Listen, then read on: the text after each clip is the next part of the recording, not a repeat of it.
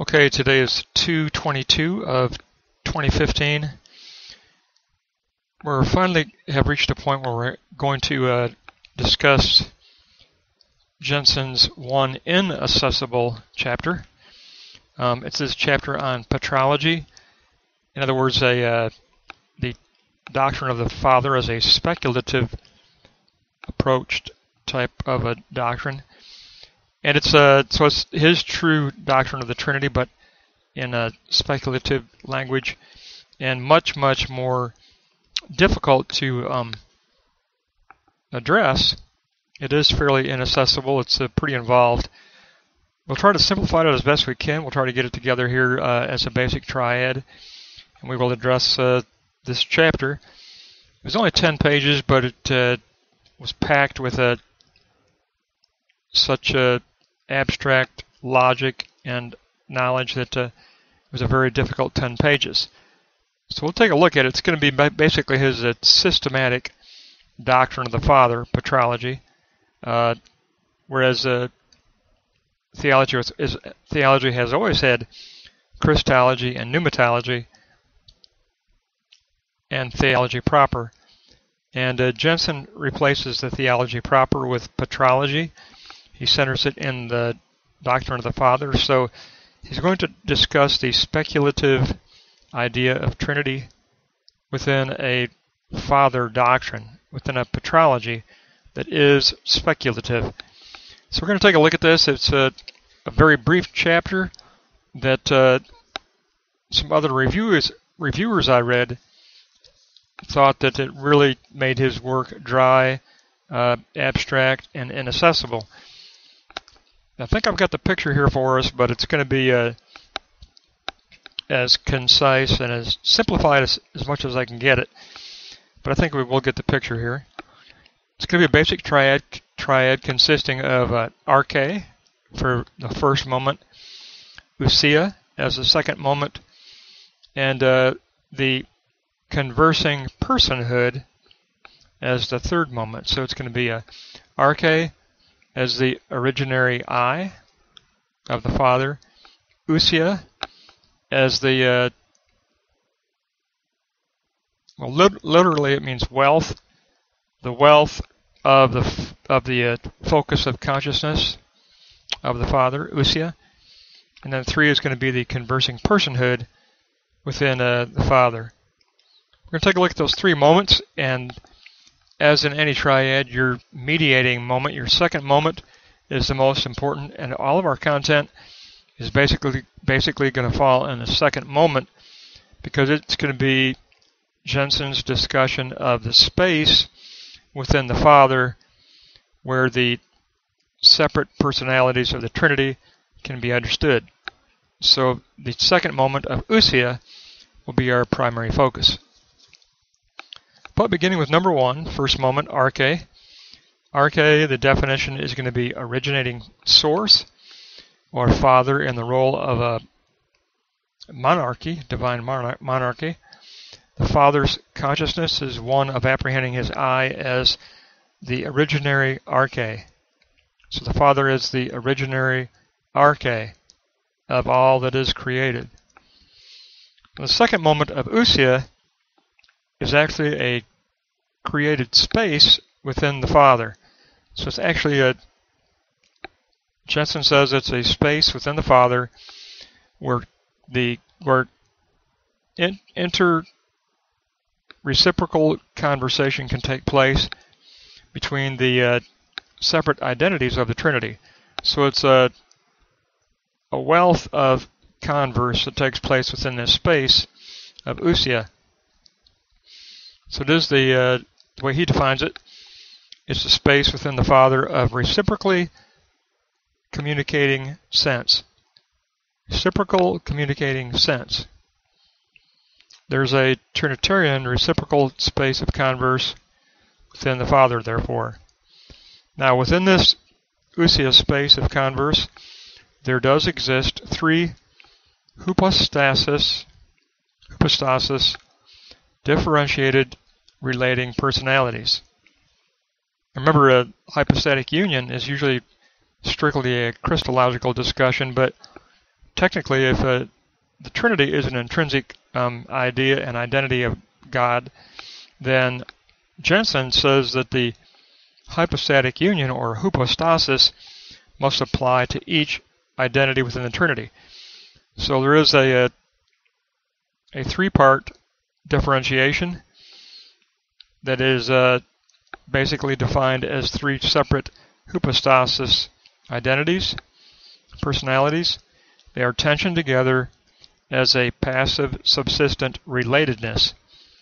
They are tensioned in relatedness. Differentiation is based on the dramatic character role that each individual personality plays. They are differentiated by their role. Therefore, the concept of logos is modified socially for Jenson. And logos becomes, and catch this entire definition here, logos becomes social logos personhood nested within the space of dramatic mutual converse. I'll say that again. The social logos personhood is nested within the dramatic mutual converse of the ousia space within the Father. Therefore, we have this ousia space is understood as a logos personhood, borrowing the terminology from previous chapters, of a dramatic mutual converse. Now, there was an inaugurating moment within the Father, obviously, for the Trinity, and Jenson describes the inaugurating creative moment as the inaugurating solicitude. Remember, he posited the dialogue of solicitude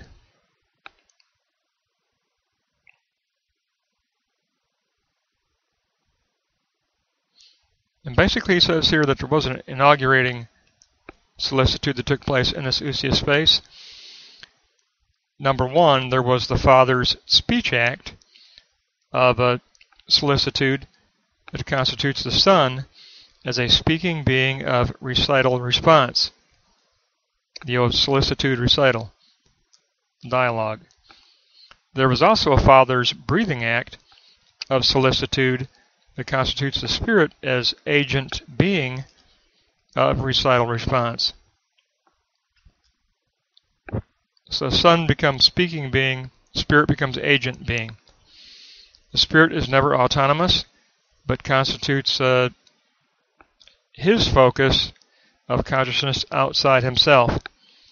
Now, our self-awareness of this ousia space of converse is best understood and realized in the example of prayer for Jenson.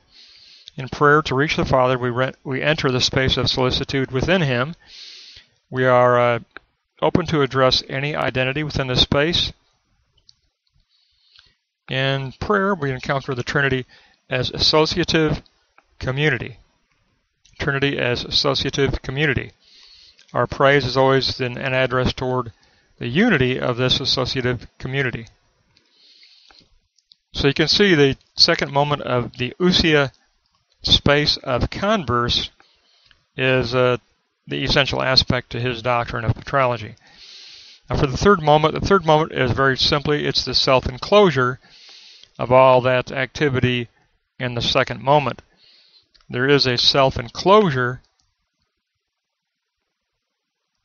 of the Father that self-encloses as a self-identity all the activity discussed in the ousia space of converse.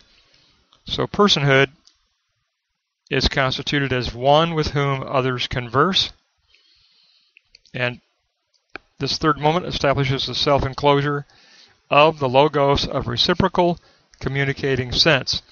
So that created space of a reciprocal converse is self-enclosed within the Father, and that self-enclosure constitutes the personhood of the Father.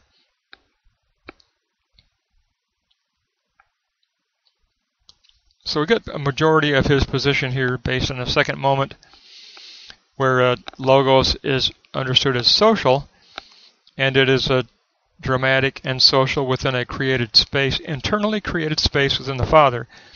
And that internally created space is a space for the reciprocal and mutual conversation between the separate hypostasis personalities that are each constituted as personalities within themselves. There are three separate hypostasis personalities that are conversing within this created ousia space within the Father.